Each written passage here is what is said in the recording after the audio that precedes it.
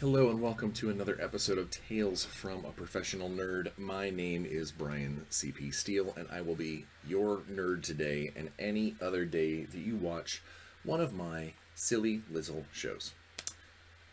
Hello. It's now officially well into 2023, January at least. Um, let's get this kicked off with a week in Bryan. Last week, let's see, had a couple of really good meetings. Getting very, very close to being able to announce something cool for Warzone Eternal. Waiting to hear back from Alex on when we can actually go bleh and give people the information. Gaming wise, I ran my very heavy miniature map, painted miniatures based D&D game called The Knotted Wheel down in Indianapolis, and it was awesome. It was the end of chapter 2 in what I would call a maybe six plus an epilogue chapter campaign, which we'll get into that in a minute. Had to do some juggling. Oh, you know what? I took a picture of probably what was, in my opinion, one of the coolest rooms that they had to go through in this game. So basically, I'm not gonna give you the full lowdown of the whole game. But they befriended a tribe of kobolds that were worshiping the smaller of two black dragons in a underground mountain complex. And the kobolds basically said, we don't have the artifact you're looking for. They're looking for an artifact. We don't have the artifact you're looking for, but our lord might know where to find one. Where to find it. And they're like, well, obviously, they're like, well, take me to your leader, take me to your lord. And when they go to, the matriarch of the kobolds basically says, we can't take you directly there, but we can take you to his test, like the chambers leading up to him. And if you pass all the tests, then you get to say hi. I'm paraphrasing, obviously. And they were like, okay, we'll do this. And so they go there, and they get to, they go through a little, like, magical darkness corridor that has some pitfalls and stuff, which I completely forgot. The cleric in the game is a cleric of light, so he just dispels darkness. He's like, yeah, channel divinity, boom! It was pretty easy. The trap part of the corridor was simple. It was a low DC, but it was supposed to have disadvantage because of darkness, and they had advantage because of light, and they just blah blah blah went right through. But then it leads into this room, and I took a cool picture as they walked in because I wanted to show you guys and I wanted to tell you how cool this was and totally pat myself on the back for this wicked room. So without further ado, take a look at this picture right here.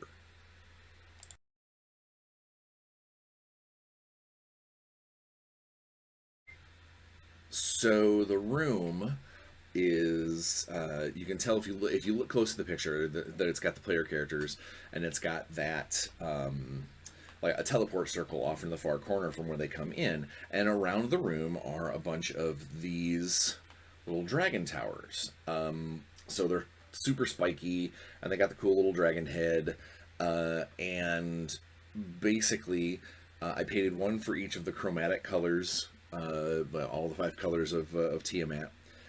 And so you can get a little closer. Arr, grr. And they all look like this. And they've got these cool little port things. So these Dragon Tower things are from Loot Studios. The 3D printing, I printed these and painted these. And when I originally I was just going to have them kind of as terrain, and when I painted one, I noticed these little little holes in the front and back, and was like, this is kind of cool. What if, my first thought was, what if this was just like a trap, like, you know, kind of set them in a hallway and they brrr, and they did the thing. And then I was like, oh, or I can print 5 of them and color them and have it be part of a, like, a mechanized trap room. And so what I ended up doing is, that room is, every single time someone took a turn, took their move action, the dragon statues, if there was any way for them to possibly see them, I would roll a die. And the dragons were labeled 1 through 5 on behind my screen, and if I rolled their number, the dragon statue in question would turn one facing clockwise. You know, just basically turn, turn, turn. And if I ever rolled a 6, all of them would turn once, and then they would fire, and they would basically do a line of that dragon's breath weapon. 4d6 damage, save for half, you know, so it wasn't going to be like, you know, oh, I kill someone in the first hit, but it was, you know, acid, poison, fire, ice, and lightning, depending on, so even the guys that were like, you know, possibly resistant to something, there's still a danger. And it was neat watching them move around, being like, okay, if I go here, the lines will cross this way, this is a safe spot. So it was really kind of cool to watch them do this. And then the first person gets over to the little magical teleport circle, and they jump onto it. And so one of the caveats that I had is, if you jumped on the teleport, if someone, basically everybody had to be on the teleport circle for it to work.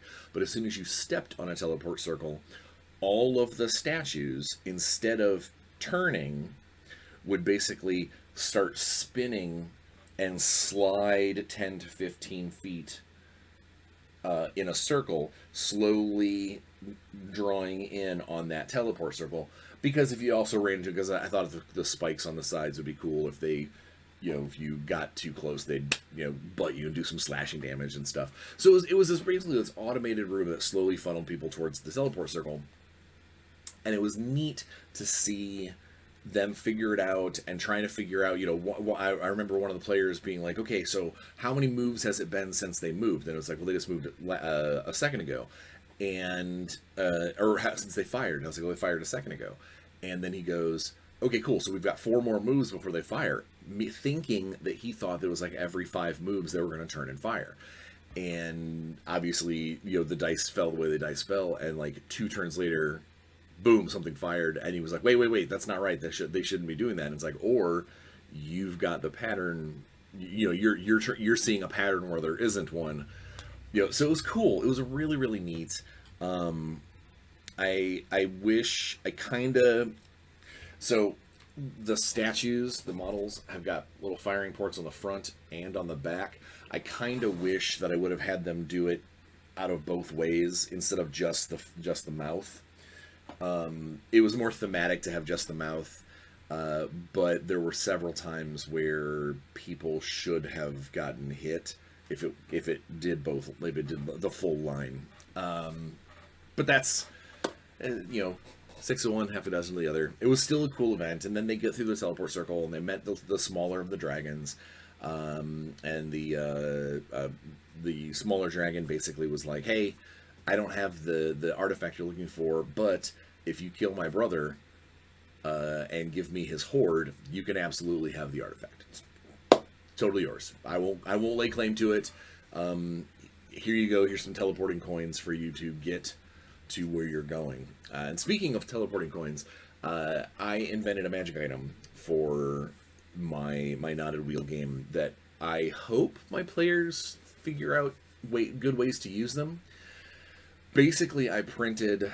There ended up being a total of 15, but they're special big Electrum coins that, when you snap one, when you break the coin, everyone who's currently touching the coin when it is broken teleports to the highest concentration of the rest of the coins.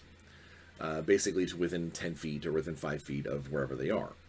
And so the dragon explains this and is like, there is a concentration of 5 coins that I have hidden in my brother's lair. And so, as long as nobody else had more than 5 coins on their person, or 5 or more coins on their person, when the group all put their little fingers on the coin and someone snaps it, they were then teleported to where those 5 coins were. Then they claimed the coins, giving them now a total of 14. But what this does is that, yes, they used it. It got them to the dragon's lair, and then they had an awesome fight with a big augmented black dragon, plus its creepy mutant wizard baby. They did a really good job of killing it. I made the mistake. I thought there might have been some that they may have tried to maybe turn the brothers on each other, maybe some conversation, but instead they basically went in silent and just bum rushed this guy. And there was an instance where I could have used one of his legendary resistances to ignore the monk's stunning strike. I chose not to because he had a really high armor class, and I was like, the rest of them are going to have a hard time hitting them. I underestimated the power of advantage in D&D, and they did a lot of damage on the round that he was stunned. Now, mind you, I did a lot of damage when he shook it off and then ran around using his breath weapons, and like it was a pretty good fight. Plus, his baby came out and started flinging magic missiles around, and so it was a great fight. It was the first time for some of them that they fought a dragon, let alone in a dungeon, for a long time. So it was neat. It was a fun fight. They got the second artifact, so now they have 2 of the 6 artifacts of fate. Eventually I'll tell you more about the story, but basically they are minions of fate, and fate is sending them to go collect 6 powerful artifacts that are in hands that they are not supposed to be. Like, basically, fate's sister, circumstance, is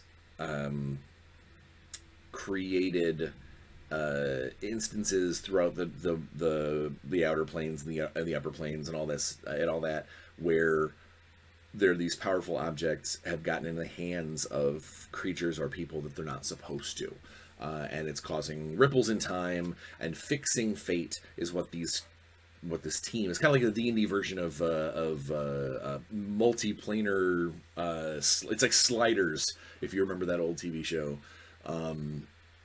where they're running around the different planes fixing things and claiming these artifacts. And the demigod of fate that they're serving, that they're working for, basically is like, I've pulled you out of the main continuity of life. You can have these artifacts just fine, so please keep them, use them to further our goals. When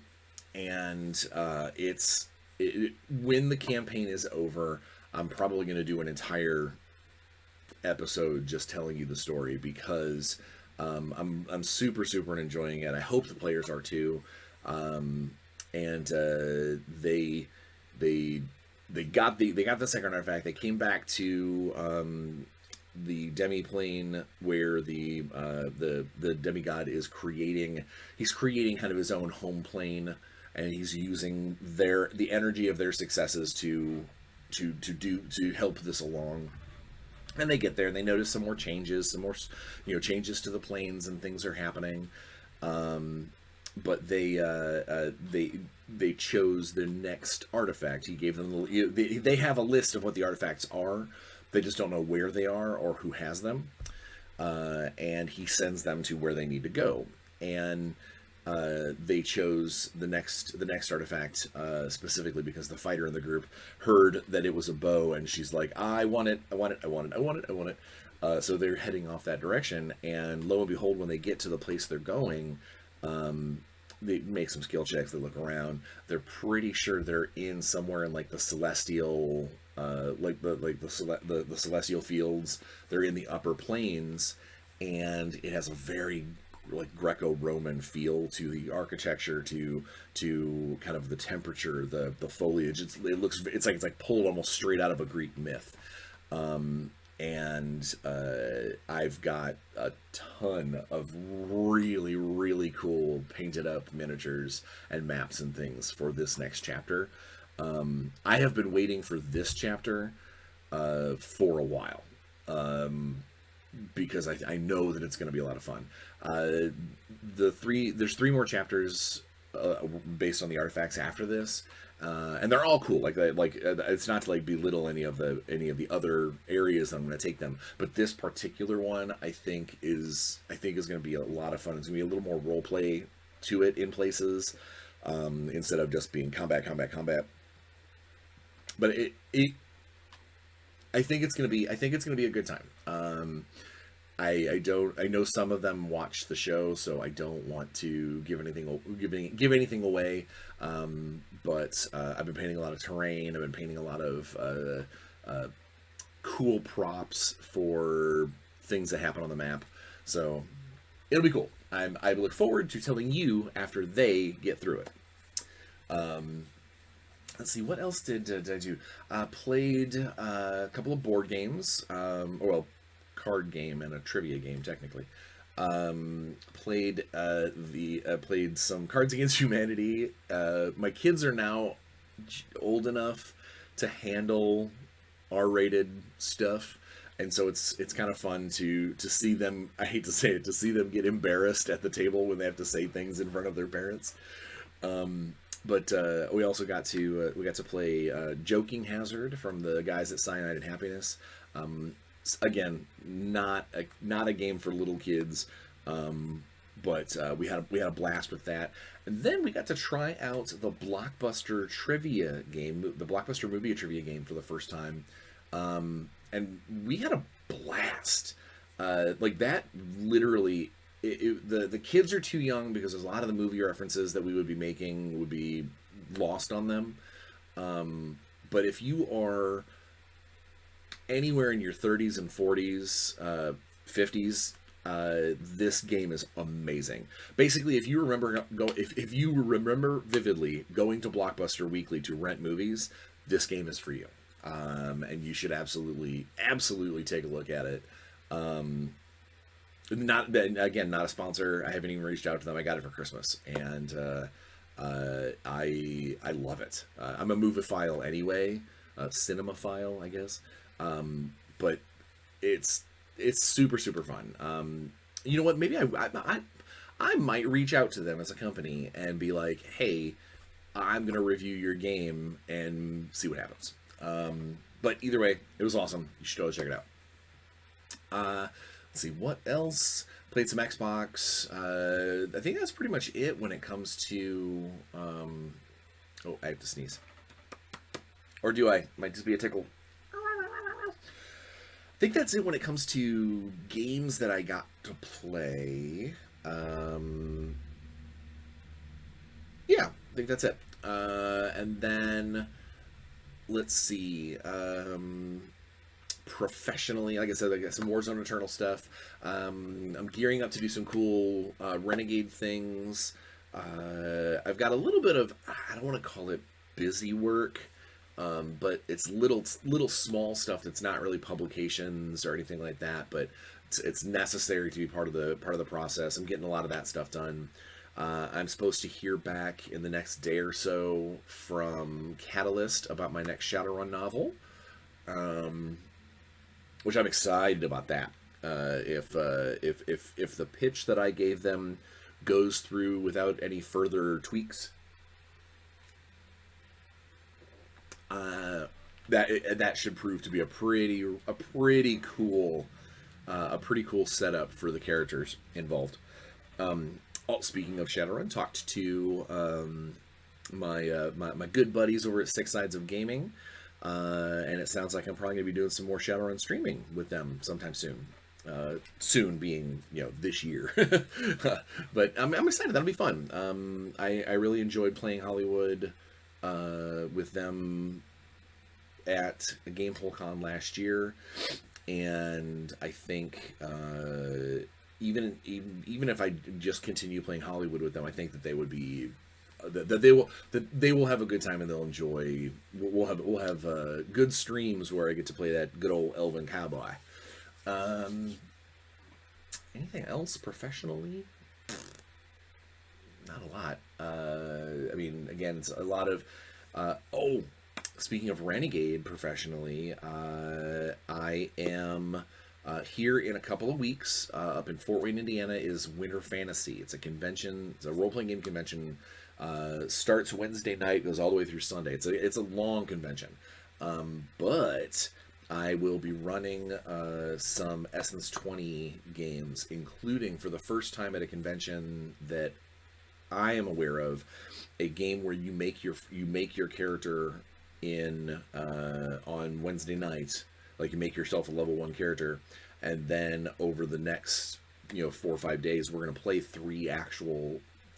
we're gonna play an adventure in 3 parts, where your character will you'll get to keep your character and continue forward with the adventure as planned. So that should be a lot of fun. There's also gonna be some Power Rangers, and then one standalone Transformers for someone who just wants to try it out and doesn't want to devote 12 hours of their convention life to one game.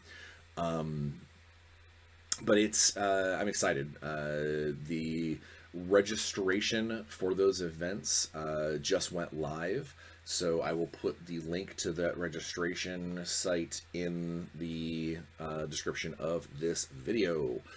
So that way you guys, if you are going to go to Winter Fantasy and you want to make sure that you have a seat at those tables, boop, boop, boop. And honestly, if you're going to be there and you just want to see how an Essence 20 character is created for Power Rangers or Transformers, Wednesday night's character creation session is for all of those games. And if you just want to make it, like sit down and make a character, have me help you walk through a character creation, we can do that too. It doesn't have to be for any of the future games. It's designed to make the characters for the future games, but it doesn't have to be that way. I think that is it for convention talk and work talk. Yeah, I think so. Let's see, painting wise, I got, so I guess I did some Battletech painting, but I also painted my very first Horus Heresy Emperor's Children. This is Praetor Narcissimon. He is my heavily traitorous Praetor of the Emperor's Children. I can't get him to quite focus for you, so you can't see him, but come on, focus, friend. Maybe.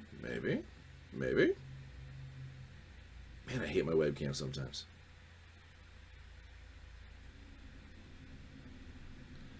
But, yep, got to use some Turbo Dork paints on him, and for the first time, I got to use some Pro Acryl paints. I like them. I like them a lot. My buddy Jason Craze, a professional painter, and the manager creator of that paint line, which I did not know. I didn't know that Jason created or was that involved and basically ran Pro Acryl. I didn't know that. But I talked to him the other day, and we're gonna catch up at Adepticon and chit all of the chats. Yeah, so I'm excited. I'm excited about that, and I am excited to get more of my Horus Heresy stuff painted. If only because I found myself missing painting Space Marines. I know that sounds stupid for someone who's been through 5 different, Space Marine chapters, bought, sell, good guys, bad guys, whatever. It just kind of felt nice to paint armor and stuff. I don't know. Call me weird. But yeah, that's pretty much what I've been doing painting wise. That and getting things. I've been doing a lot of mass printing to get things ready for when I get to run my D&D game again next. I always like to make sure that I've got the whole chapter laid out miniature wise. So depending on how quickly they, because I never know if they get into a combat and just steamroll through everything, or they find a way to avoid a combat or something. I don't want to run into a situation where I look at them and go, "Oh, I didn't bring the minis for that next thing, so we can't do it." And I also don't want to run into a thing where I go, "Hey, I don't have the minis, but let's go ahead and run that combat anyway," because that's the whole point of that game that I'm running down in Indy, is to be visually stimulating and to use the printer and to make cool models and all that kind of stuff. And so it would absolutely just go against the whole concept if I was like, "Oh, I didn't bring the minis, but let's go ahead and do the combat anyway." So I've been doing a lot of printing to make sure that I have everything ready for the chapter, and I think I do. I think at this point, I think everything's printed. I just need to throw some paint on some stuff. Which, if you're anything like me and you're a hobby painter and you paint just one thing at a time, that is not the way I do things. I will have 3 or 4 projects going, so that way when one paint is curing, or when one miniature is at the wet blending stage, I can do the dry brush on another one, and so it's a process. So I will have some BattleTech figures and some Horus Heresy figures and some D&D figures, all kind of being painted all at once, and I'll try and just share the wealth, that sort of thing. Personally, so my weight loss has begun officially. I have dropped a little bit of weight, not a lot yet, but I'm starting to get back in the right habits. I had to go to the doctor, had my blood drawn yesterday.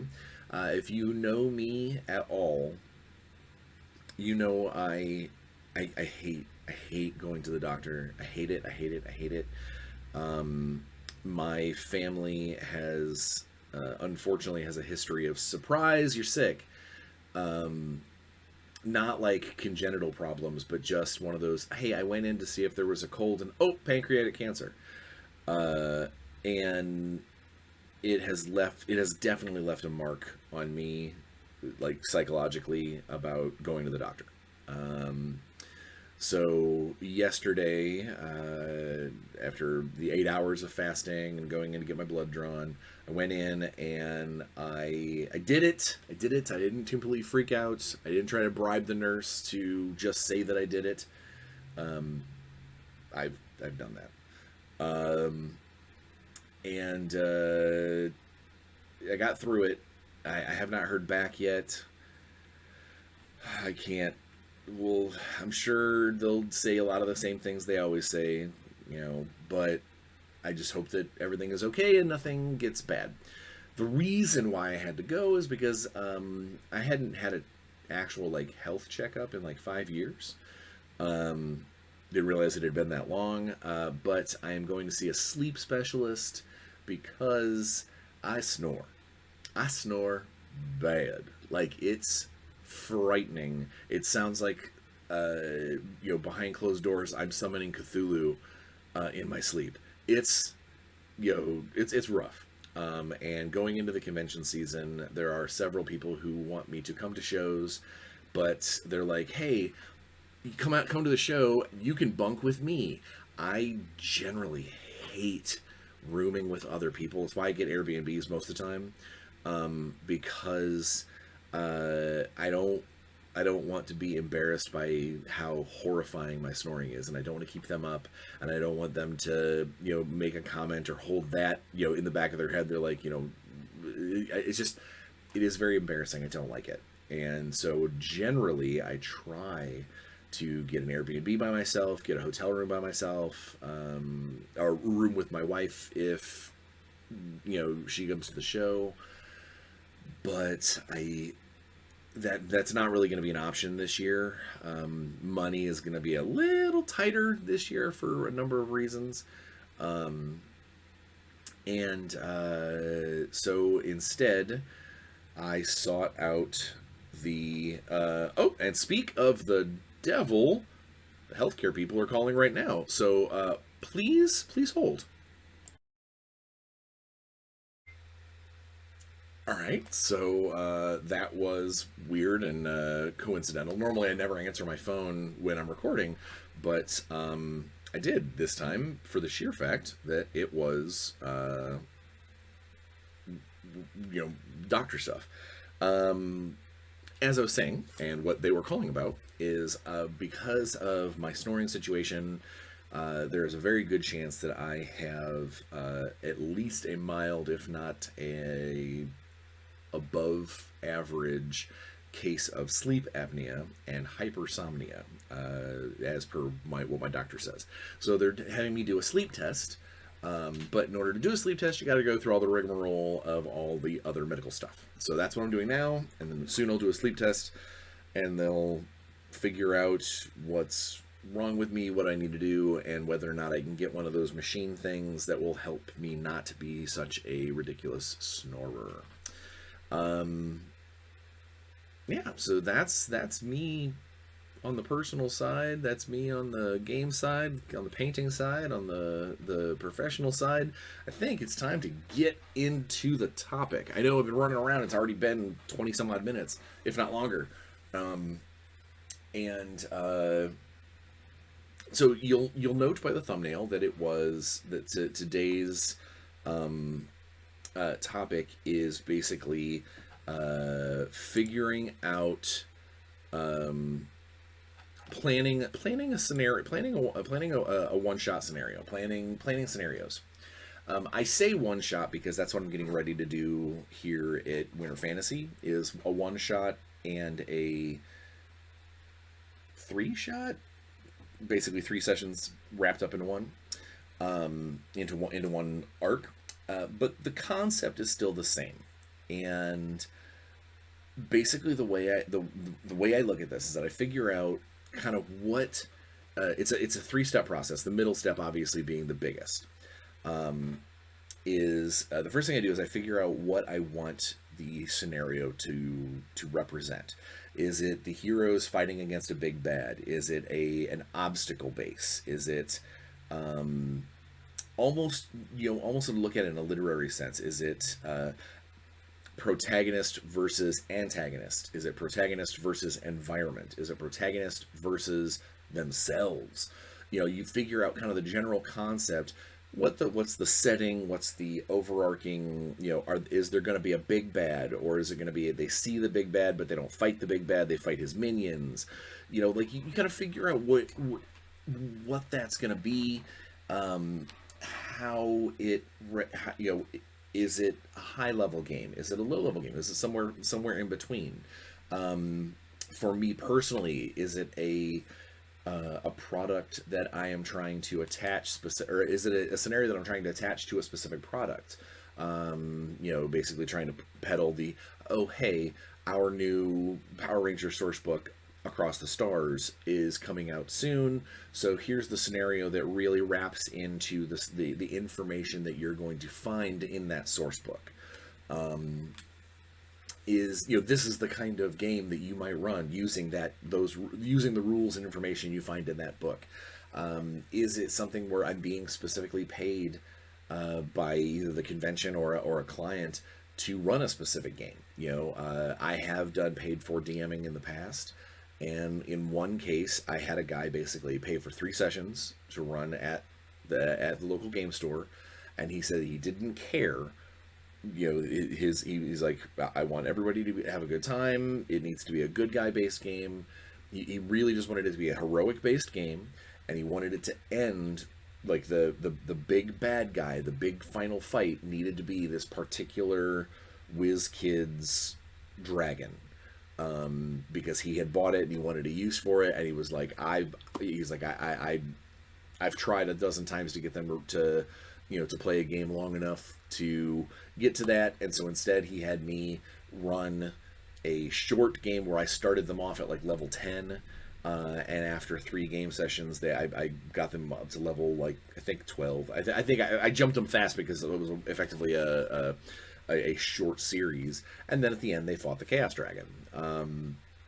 And everybody had a good time, and it was great. But that was because the client had set that concept. He was like, I don't care, obviously he didn't want to know everything, but he just wanted to make sure that model got used as like the climax to the event, and so I made sure that was the way. Um, I kind of do that same sort of thing to myself for my home games, depending on what I print, or what I buy or what I have painted. There are times where I'll see a model, or I'll see an STL for my printer and go, I need to base an entire scene around this thing. For instance, like the dragon, the little dragon pillars. You know, they're basic terrain, but when I started painting them, I was like, oh my god, these need to be a part of a trap, and so I built a scene around them. That's what the concept stage of the scenario plan really is jotting down how you want to how this needs to unfold, roughly how long it's going to be. Is it multiple sessions? Is it one game session? Is it strangers playing, or is it for friends of mine? Can I include recurring characters that they might see in different games, inside jokes, like, do we put that stuff in there, or is it being built for any or all people who buy tickets at a convention? You don't include things like inside jokes, or you don't try and push the boundaries of good taste if you don't know the people who are playing. The concept stage is just as important as anything else, because if you go into trying to just improv an entire scenario, your players will probably, unless you're an amazing improv DM, which if you are, rock and roll. I consider myself pretty skilled as an improv DM, but I like to have at least some general idea of what I'm gonna do, and a track to stay on, so to speak. Especially when playing with strangers, with ticket holders and convention goers and things. But the part of the concept is also figuring out, are these pre-existing characters? Am I letting someone bring their 10th level fighter that has been playing for 2 years into my game, not knowing the stuff that they've got on them, not knowing the magic items they might be slinging? Or do we take time out of that first session and build brand new characters?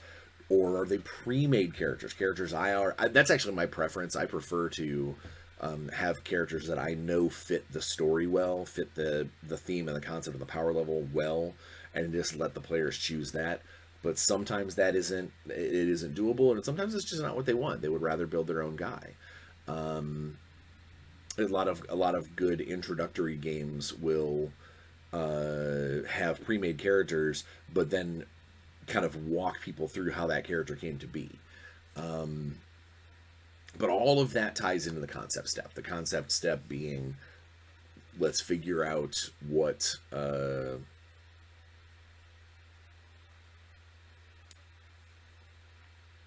let's figure out what the game is actually going to do at the table, and potentially beyond for these players. Then the second step, the second step is the outline. And now this is something that I do professionally. This is something that I do for my personal games. I don't have one handy, otherwise I would show you.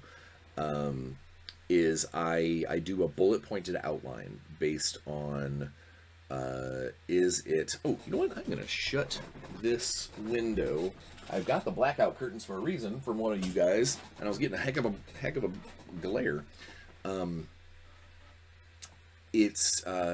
I do the outline because I've got certain events that I know that I want to happen, and so what I basically do is I set it up in 3 tiers. There are the primary bullet points. These are the big things that are going to happen. Dragon attacks village. Heroes go to mountain. Find dragon in mountain. Fight dragon. Profit. Whatever the case may be. Those are the big scene blocks. These are going to be big events that I can't let them not happen. Some of it might be cinematic, some of it might be big combats, things that I know the players are going to have to deal with.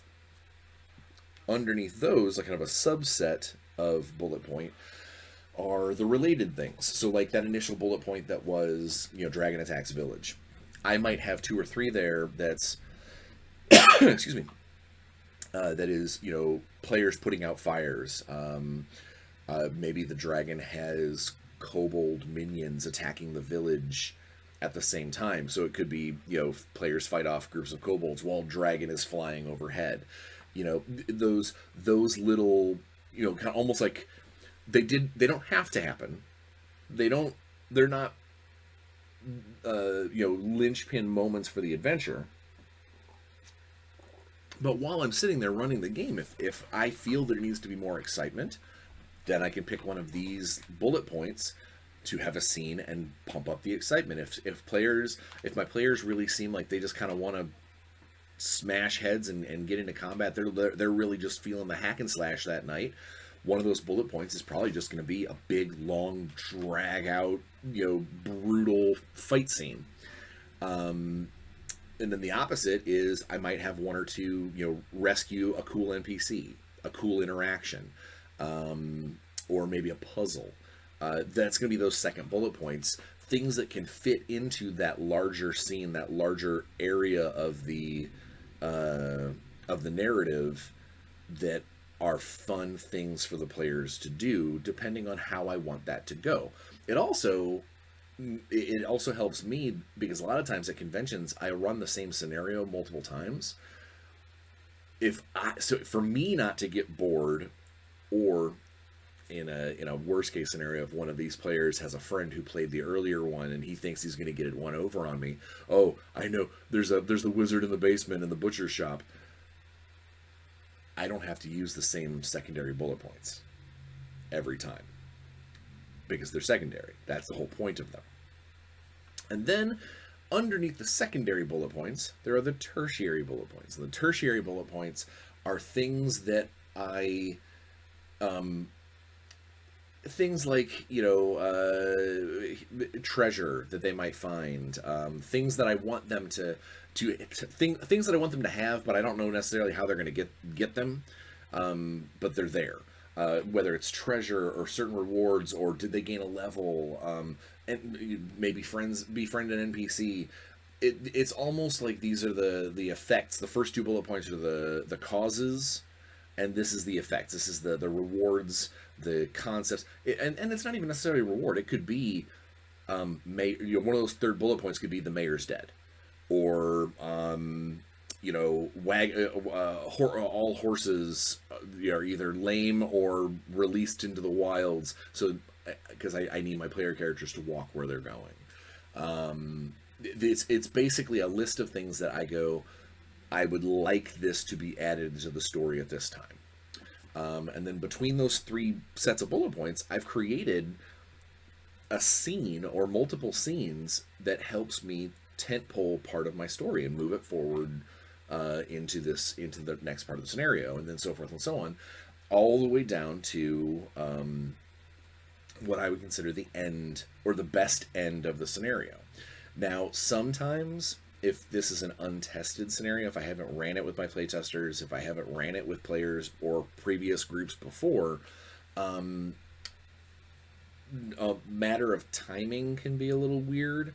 So what I'll often do is put little asterisks next to a couple of things that are, while they are optional, they're also really, like, these are the best things, like the priority things. This one's not going to take up a full 2 hours of your 5-hour time slot, but it's good information and something to do. I might do a little prioritizing of some of those secondaries, just to make sure that I know that these are more important than, the puzzle. It's really, really hard, or it's extremely circumventable with the right spell, that kind of thing. If that's the case, then that probably isn't going to get a star, but it might get a note next to it that says, hey, depending on your player group, you might just have to do this with skill tests instead of waiting for them to figure it out. That's basically how that goes together. But then once I've gotten everything planned out as far as what I feel in it, like I look at these notes and I look at the different bullet points in the outline, and I'm like, okay, I'm pretty sure this is as ready as it can be. Then there is the execution, and the execution is playing it.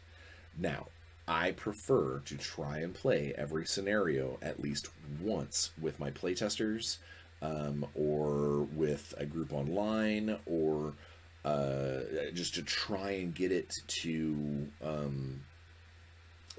see if it's too powerful, not powerful enough, runs too fast, runs too slow, or is there bullet points that are just a weird leap of logic, like suddenly I have them do something and they're like, I don't know why we're here.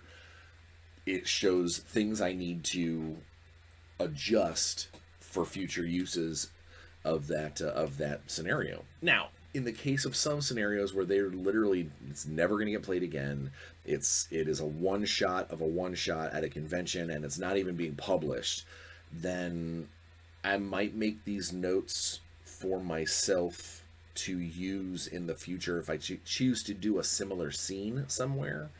If I set up that cool Dragonfire Kobolds attack thing, and then a year from now I'm running an Underdark game and it's a giant spider and all, like a titanic spider and a bunch of like little ettercaps and things like that, I might make a note that says, okay, these scenes are very similar. I want to learn from my past to shape the future.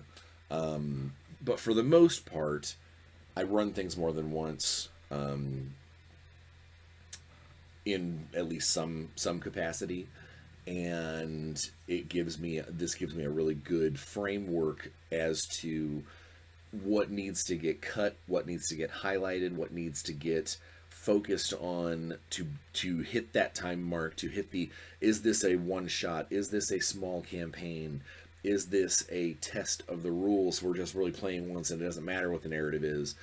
That depending on what this scenario is supposed to be serving, that first execution helps any further uses of it completely. And I take a lot of notes during the games, whether it's NPC names, basically locations and people. If I name them on the spot, I'll jot them down in my notes, because if that comes up again in a future running of the game, I want to have that answer, and I want to make sure the answer is the same in case players compare notes. Like one player, let's say someone runs through my scenario, they love it, they look at their friend and say, oh my god, he's running it again tomorrow, you should totally go play. And then they go to that same, or they go to the game the following day, and then when I run them through, I give characters different names, or I put characters in different positions.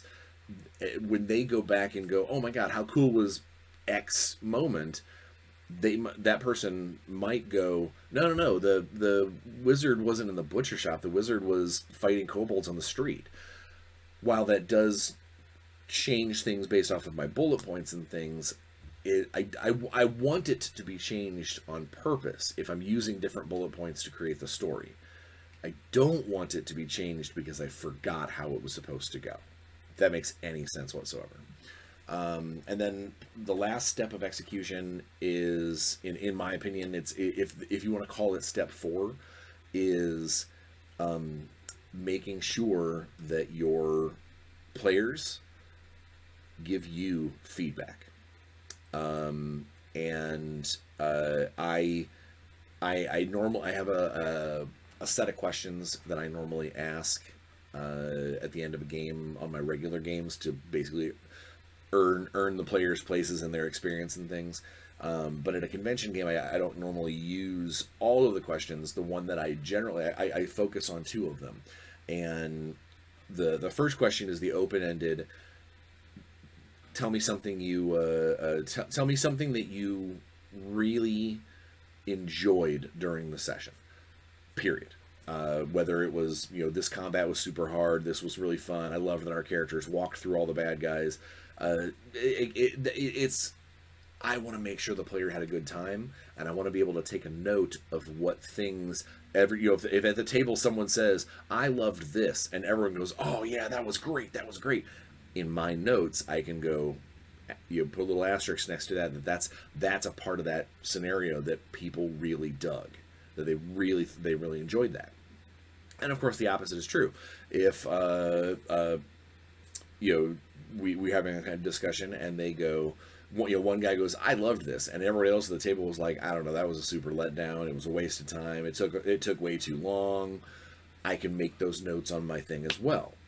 And then the last question, the question that I always ask, and this is in my opinion the most important question to the players, and that is, if you could create a sizzle reel of today's episode, the scenario. Remember, I run things very cinematically, like it's a television show almost. If you were to take a moment, a place in just a cutout of today's session, and put it as one of the flashes during the end credits, because it's something that was really cool and you personally thought that it was amazing, what would that be? And in a convention scenario, I don't add. I have an extra caveat that I do for my home games. In a convention scenario, I just say whatever. I just want to make sure they had a good time and hear back what they would put in that closing vignette kind of thing. In a home game, in a game that's going to run longer, I add the following clause to the shine a spotlight on one of the moments. Is shine a spotlight on one of the moments that didn't star your character. Because it proves to me then that the players are not only paying attention to when only they're on the, if I'm in the limelight, then I'm paying attention. If someone else is doing something, whatever, I'm checking my phone, I'm, spacing out. I want people to pay attention. And it even goes for me. I've had people shine the spotlight on me as a GM. They'll be like, "I loved this NPC. It was amazing." Or this ambush was chef's kiss. It was perfect. I've had that happen at my games too, and what that does is that, again, it helps me know that that's a cool scene, and I should reuse it or multi-purpose it, or if I run the scenario again, make sure that's one of those bullet points that gets through because the players really liked it. But for more than anything, this question, besides highlighting stuff that having everybody leave on a positive note, is that it also proves to me that the players are paying attention to each other's actions and getting into character and getting into the moment, instead of just, when's my next time I get to roll a die. And then after the execution, after my notes, the scenario is more or less tested and ready to go for the next time that it's being played. That's how it is. So yeah, I hope that was helpful. It's been a while since I've done any gaming tips. I've done a lot of unboxings and talking and holidays and stuff like that. But I wanted to share with you my process, and maybe that'll be helpful to you. In the comments, please go ahead and tell me whether or not this was helpful, and whether or not maybe down the road, if you use some of these little tips, how they worked out for you. That'd be great.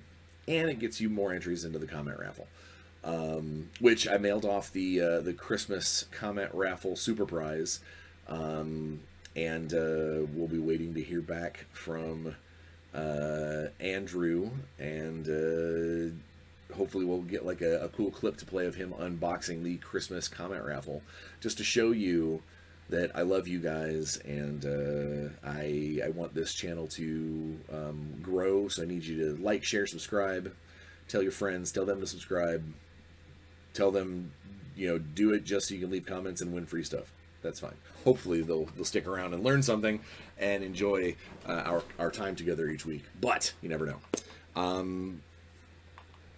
I want everybody to stay safe, get your vaccines, get your boosters, wear your mask if you have to.